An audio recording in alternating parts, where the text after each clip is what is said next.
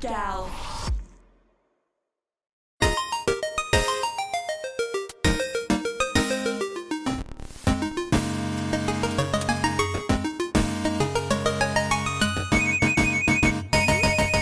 Oh boy, aren't we in for a great episode today? Welcome to GALP, I'm Bish, and today we're going to be discussing Dynasty Warriors 6, or Dynasty Warriors 6 if you live in the UK, a game that is near and dear to my heart. Imagine, you can't see me, but I'm being incredibly sarcastic here. Before we get into that, shout out to our sponsors, Japan Crate / Sugoi Mart and Crunchyroll, and we'll get into our disclaimer. For you new folks, GALP is a weekly gaming discussion podcast under the GAL network. We talk about all sorts of games, from big AAA titles all the way to awesome indie games, but our forte is Japanese games, so please expect that a lot, especially Musou games. We can be found anywhere that you can listen to podcasts, including YouTube now, so make sure you subscribe to us on Spotify, Apple Podcasts, YouTube, Amazon Podcasts. Remember, if you want to join in on the fun, then follow us on Twitter /X at GAL Podcasts and join our Discord, gallifepodcast.com/Discord, to actually argue with us a little bit. And I know you guys will be arguing with us directly, especially after my opinions on Dynasty Warriors 6. So if you like what we do here on GALP, be sure to spread the word. We really appreciate it. We also have a Patreon page where you can get episodes like this, early access, as well as ad-free. So yeah, Dynasty Warriors 6, aka Shinsangoku Musou 5, is the 6th installment in the Dynasty Warriors franchise, releasing on March 7th, 2008 in Europe and Feb 19th in North America that same year. This usually tends to happen due to language support in Europe. Back then, there was a lot of language support for German, French, and Spanish. I don't think that happens as much now. I think even on Koei's bigger releases, they tend to support multiple languages, but for games like this, they wouldn't necessarily do so. Like, for example, Samurai Warriors 5 only had English language support, and I think French. I can't remember. Sometimes it's very difficult to remember. Do they add French in? Sometimes they do, sometimes they don't. But yeah, worth noting, nowadays it's not really much of an issue. We tend to see more universal launch dates even in Japan, and we can have a little bit of discussion about that, but I almost kind of preferred it when we would have to wait a year for Dynasty Warriors games from its initial Japanese release. The reason why I say that is because you have a year to build up hype. You don't know whether or not it's coming overseas, but you kind of have a feeling that it will. You're almost basing it off of Japanese sales. I know that's not always the best thing to do, but it kind of meant for a better game. So we didn't need to really worry about game breaking glitches. By the time we got the game, it was pretty much polished. There were some bits here and there, but it's not necessarily an issue now because you can just do day one patches, etc. Worth noting, this was Koei's first game on the PlayStation 3. It did get a multi-platform release on the Xbox 360 and the PC, and even a PS2 port in Japan and the USA, known as Shinsangoku Musou 5 Special or Dynasty Warriors 6 Special, which included more content and like more characters and some cut content because it was a PS2 port. So you didn't have the ability to, I don't think you had the ability to climb, and I don't think you had the ability to swim. So also worth noting that Japan also got a PSP port rated for this title, which was quite usual for the time. It wasn't unusual. Koei was still supporting the PSP even during Orochi 3's release. It had a Vita and PSP port, for those that didn't know, and that was regarding Orochi 3 and games like Tokiden. Now, a lot of people tend to hate this game for a lot of reasons, including Renbu rank, combat system, recloning of weapons, as well as cuts from the roster. We're going to mention this a lot throughout this episode. At the time, I was still quite enjoying Dynasty Warriors 4 and Dynasty Warriors 5 because I didn't have a PlayStation 3 until around the time of Dynasty Warriors 7's release. Although Dynasty Warriors 7, I did own that on Xbox 360. It's interesting because I opted to get a Nintendo Wii for that generation as well as a 360 because the PlayStation 3 was fucking expensive. I'm sorry to say that. It was like £500 during a recession, and back then £500 meant something. It's not like now, right? I kind of feel like almost the PlayStation 5 is a lot cheaper, kind of due to inflation compared to the PlayStation 3 back in the day. So yeah, I opted to get an Xbox 360 and a PlayStation 3. I was going to get this game on 360, but mind you, it was very, very difficult to get a 360 copy in stores at the time, and I didn't really have Xbox Live, so I didn't know that you can get this game digitally. Anyway, one of the main reasons I decided to opt out of this game was because of missing features, as well as Koei deciding to ruin Zhou Yu by removing his iconic Elder Sword and deciding to replace it with a bow staff. Who at Koei decided, oh, this is a good choice, let's do that? His iconic Elder Sword that was there from the very beginning was removed. And obviously you guys know that Zhou Yu is my favorite character, so I was a little bit biased in terms of hating this game. I will admit that. I felt a bit annoyed by these choices specifically, and I didn't play base Dynasty Warriors 6 until now. So, after 17 years from its initial release, I think the Musou community has this game all wrong. We unfairly knock it without looking at improvements this game has brought forward and its impact on Musou as a genre. I find that a lot of decisions made regarding roster cuts had a reason behind it, and we're going to go through that in a little bit more depth towards the end of this episode after the break. The first thing I did think about while playing this game was, wow, this feels incredibly familiar. And there's a reason for that. It shares a lot with its predecessor Dynasty Warriors 5, especially in how the game is structured. Much like Dynasty Warriors 5, there are bases for you to capture within battle, allowing you to be a little bit more strategic. The UI as well is very similar, with some text updates for a fresher and more modern feel. The game follows characters in terms of its story, having 4 to 6 playable stages for characters to tell their individual stories. Much like Dynasty Warriors 5, and as you guys know, it's a system that I do prefer in terms of storytelling, because you get to actually have more of a character development and have meaningful interaction with these characters and see the story from their perspective. We even see the same structure before and after battles, with briefing pre-battle explaining the context, as well as the same post-battle sequence of leveling up and new weapons added, although this time you don't have bodyguards. And this time there's a additional skill tree to think about, one of the new additions that Koei had tested out. Now, I will say this up front, I hate the system. It makes Dynasty Warriors feel more like an RPG or kind of like an Assassin's Creed game. One thing I did like though was, I remember when the game was coming out and they had the website for it, and you can actually kind of like play around with the skill tree. Like, it was so interesting. Like, the more time you spent on the website, the more skill points you got, and through that skill tree you got to unlock like other assets and, you know, get to reveal playable characters and stuff like that. And if I'm not mistaken, I think Chin was working at Koei at this time, and I think he was the one that done the website for Europe. I don't know about the US, but I'm talking specifically about the European website. And I know Chin was doing websites back then, so I think Chin did that, and it was just so cool. Like, you don't really get to see that level of interactability, if that's a word, in those kind of websites during that time, right? This would have been like 2007, 2008, you know? So it was kind of cool. Like I was saying, this system was removed for Empires, and subsequent games reintroduced a lot of it with skill slots, as you see in Dynasty Warriors 7 and Dynasty Warriors 8 and Warriors Orochi and all that kind of stuff. So the menus are clean, they're very simple, and it's just like refreshing, you know? A little bit of an offshoot here, but one thing I love about this game, and I wish to see a bit more, is disk installs. Now, not a lot of game in this area had disk installs, right? And especially for PS3, this game loads incredibly quickly compared to Empires or even Dynasty Warriors 7 on the PS3, right? Those games did not have on-disk installs. So, you know, just to mention that. I love that, and I want to see that happen more. Of course, nowadays, you know, this was a time pre-digital gaming, you know, physicals was still dominant in the gaming space. And obviously now, with all this kind of discussion on censorship and, you know, I'm referring to Stellar Blade, by the way. I kind of feel like we're getting to a place where people almost want physical to return. I'll go a little bit on an offshoot here as well. I kind of made a shitty decision. I went back on my PlayStation 3 and I was like, you know what? I'm going to play a lot of these older games and do episodes on them. And I went and I was like, oh yeah, I'm going to play Samurai Warriors 4. I went to play it and I get this error message, and I spoke to Koei support about it. They didn't respond to me. So I'm sorry. I'm sorry, Koei, for airing you out here. All right. I click on it and it says this content can be used if you renew the license in the PlayStation Store. Mind you, I paid £40 for this game when this game came out. That was a lot of money back then. And I click on proceed to the PlayStation Store to renew said license, and guess what? The game has been removed from the PlayStation Store, so I can't renew the license. What is this, Koei? It's only affecting like certain games. Okay, I've got Warriors Orochi on here, the PS2 game. And there's another thing. I'm sorry, Koei. I'm sorry. I need to mention this. Koei, why are you removing games from the PlayStation Store like that? I know people don't want to play PS3 games anymore, and I get it. Samurai Warriors 4 has a PS4 game and a PS3 game, and like an idiot at the time, I was like, oh, I'm gonna buy the PS3 version, even though I have a PS4. Don't question why I wanted to buy the PS4 version. I think at the time, PS4 version didn't come out, and I bought it, and then a month after the PS4 version came out, and I was like, fuck! Anyway, besides the point. My point being is that licensing is a bitch, okay? And like, publishing and stuff is just so annoying, and I kind of feel like I want to get back into just collecting games as physical discs and stuff. Anyway, besides the point, I was going to say, Koei removed all of the Dynasty Warriors games, as in like the older ones, the PS2 ones that were available for emulation on the console, because PS3 can't emulate. I think the original PS3, if you had the disc, you can still play natively. Otherwise, you can do emulation on PS3 using games that you buy off the store. So, for some reason, you can buy Orochi 1 and 2.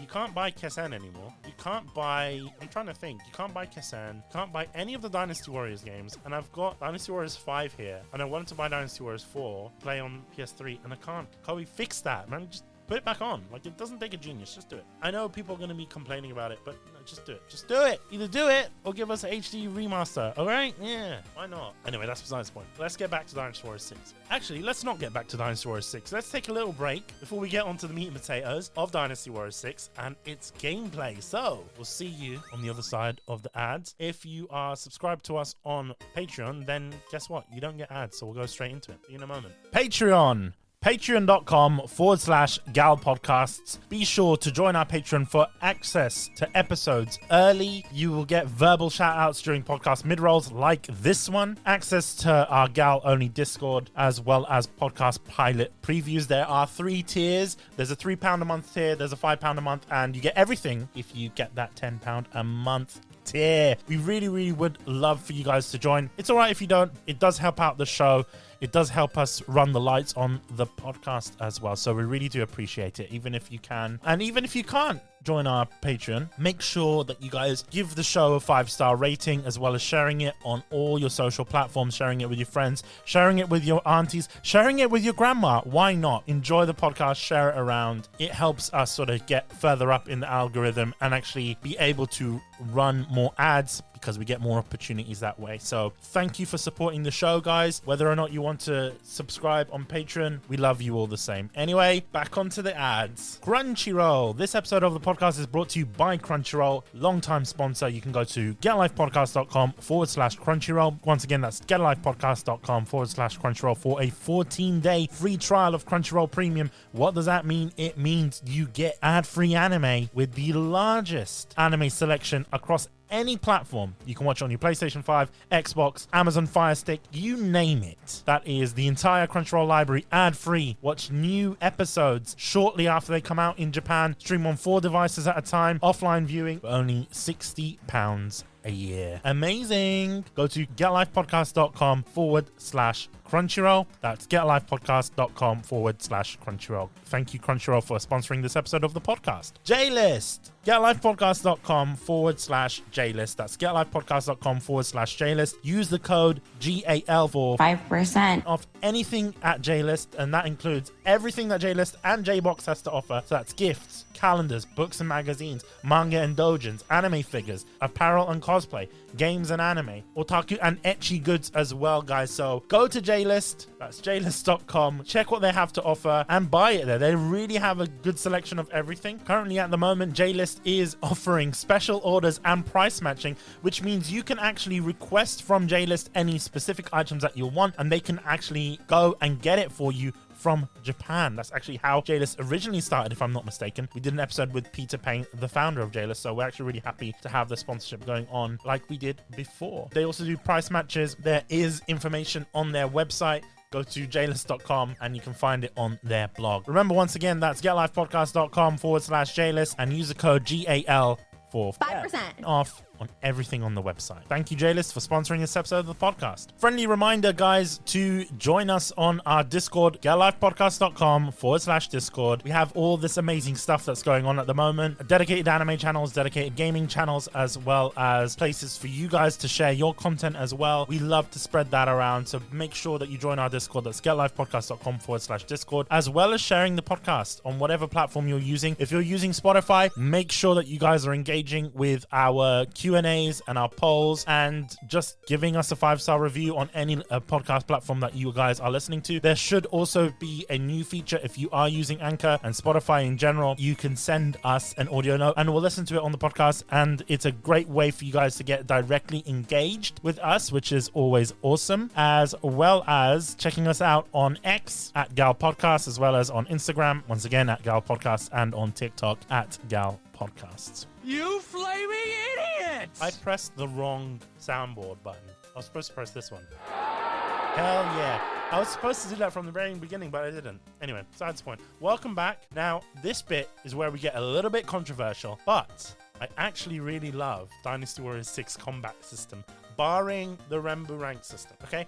Because when Renbu is removed, when we get to Empires, it's amazing. And somehow Renbu kind of returns with Dynasty Warriors 9 with a shiny new name. And we're not going to get into it. We'll do a Dynasty Warriors 9 episode when we get to it, all right? Anyway, Renbu rank system was a way for characters to build up attack combos by building a chain. The problem is, if that chain breaks, or, you know, if you don't build up the chain for a certain amount of time, your Renbu rank drops, and therefore your moveset is limited. And there are items in the game that allow you to have infinite Renbu rank, as well as to the skill tree. And it's great when you have that, because it actually plays like a normal Dynasty Warriors game.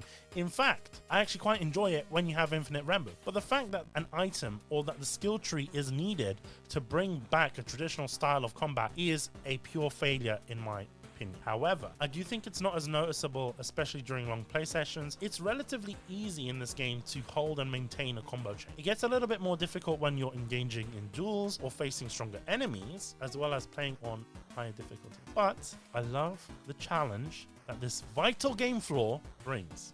Right? I think more recent titles have become piss easy, and this game, even on normal mode, has humbled me a lot. I want to see more challenges in Dynasty Warriors without the need to play on hard or chaos or nightmare. Speaking of challenges, it's good to mention that the challenge mode returns from previous entries, and we also see in battle challenges for XP, something that has become a series staple, right? See it in Samurai Warriors, we see it in Orochi, we even see it in Dynasty Warriors at times as well. It's worth noting that this game is hard.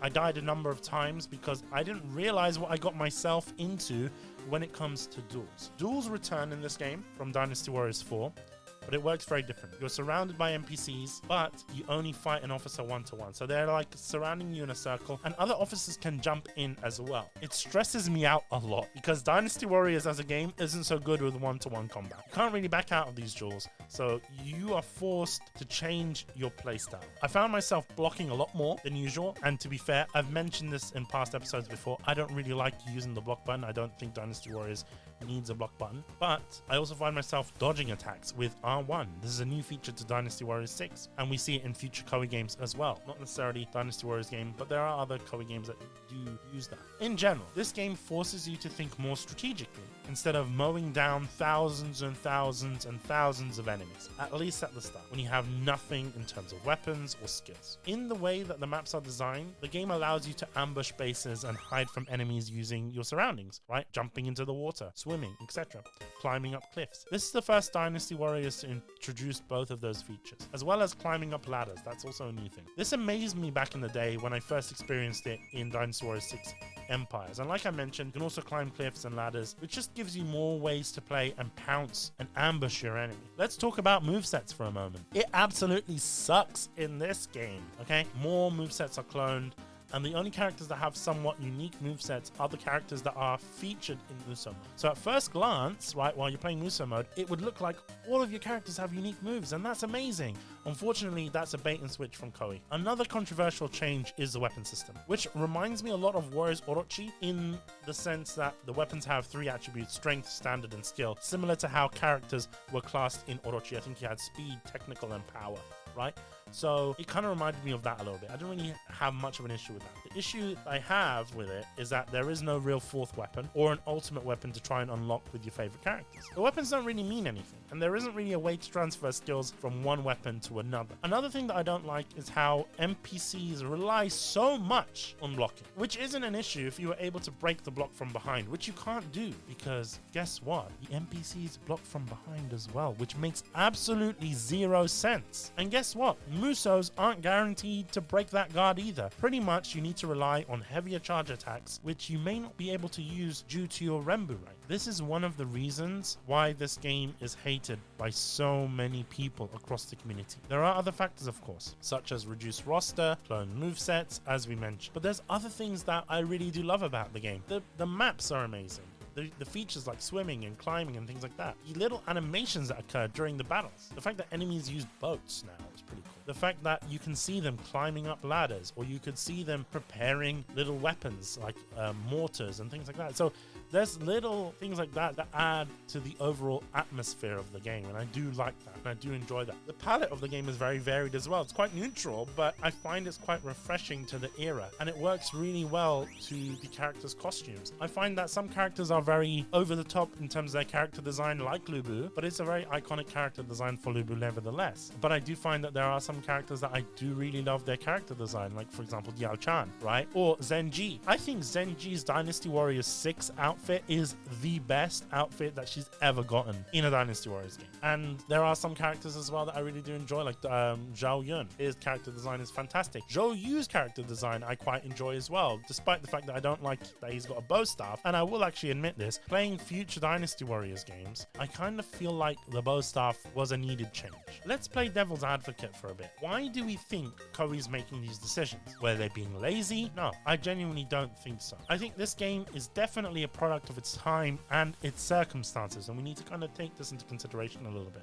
2007 was a very interesting time for Koei. They were in talks about purchasing Tecmo, right? Whilst preparing for immense growth in games development and publishing spaces. Koei Europe was a small team, and it became such a bigger team after that. You know, they were bringing in a lot of new people, a lot of new blood, people that would kind of influence the industry as a whole, right? Someone like Chin, I'm not gonna lie, I'm just gonna be honest, Chin influenced that social community in gaming so much, and I think a lot of people look to him as an inspiration. Even though he doesn't work in the games industry anymore, he was a huge inspiration to a lot of people and the fans as well. Like I kind of felt like he actually listened to the community. Anyway, this isn't an episode about Chin. We did like 3 Chin-episodes. That's not the point. This isn't about Chin. What it's about is this. Koei in 2007. It may have been the case that Koei was putting resources for other titles that came out before and after, such as the Orochi series, right? Which was a series that we didn't get a PS3 release despite Dynasty Warriors 6 having one. You might be wondering, why is that the case?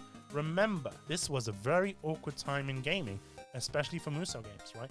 The PS2 was incredibly popular still, and it was outselling the PS3 around this time. The PS3, for some context, was selling for around £500, right? That was £500 in 2007, when £500 meant something in the UK. During a recession, mind you. So I kind of felt that a lot of people were thinking, you know what, I'm not going to pay £500. It's already a very difficult time because of the recession, right? I'm not going to spend £500 on a games console when I know game developers are already producing games on the PS2 still, or I could buy an Xbox and still get to experience that sort of next gen of gaming through the cheaper console. I did feel that Koei used this as an opportunity to learn more about the PS3's development. PS3 was very difficult to develop for, and I don't think many games companies got a hang of how to develop for the PS3 other than Sony, right? Because during that time we got to see The Last of Us, and it was just such an amazing game, and you're like, whoa, was this actually on a PS3? And remember, like, the PS3 was being used by NASA for like supercomputing and stuff. It was insane. Like, the stuff that we got out of the PS3, I don't think anyone really knew how to develop for it. And I still think to this day, it's such a complex architecture that it's like, to develop for it, you need to be a genius. And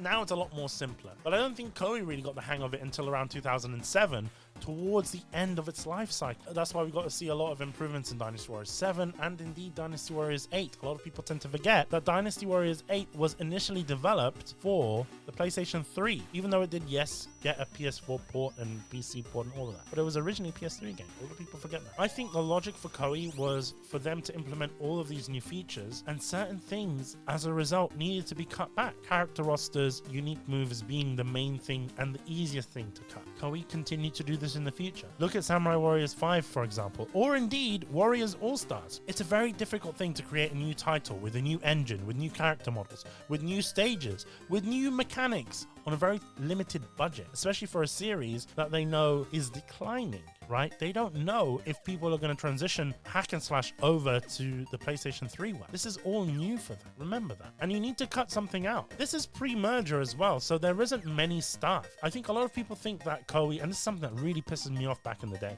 I think a lot of people thought that Koei was this massive company. And I remember when I visited Koei for the first time, their office is in Hertfordshire. It's in a random office block in Hertfordshire, and there's like 4 people that work there. It's a very small team. People tend to forget this, and they're doing so much, and they're covering so many games, a lot more games than they are compared to now.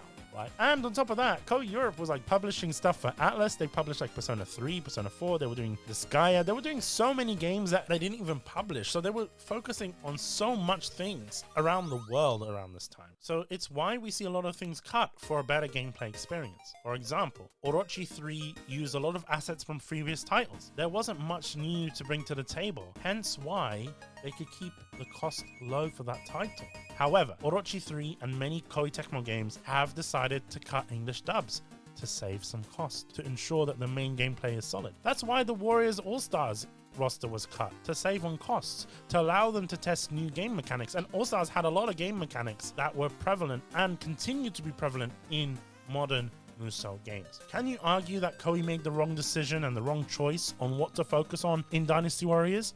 Yes, 100%.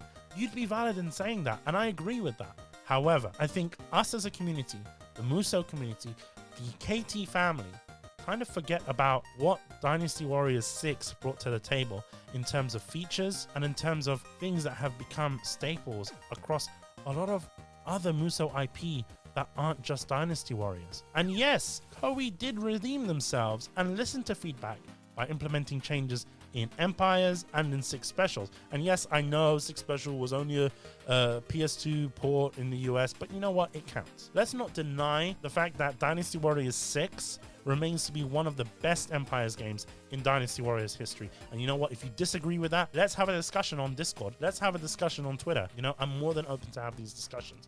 And we can make an episode on the podcast surrounding Dynasty Warriors 6 Empires. And I'm hoping to do that in the future. Anyway, that being said, I know I became a little bit passionate towards the end. I think it would be good for the community to relook at Dynasty Warriors 6. Take an opportunity to play the game again if you have it. If not, look at extensive gameplay. I'd also say take into consideration what I said. And also, the person that actually did a good overview of Dynasty Warriors 6 and continues to still do that is Chris Gildup.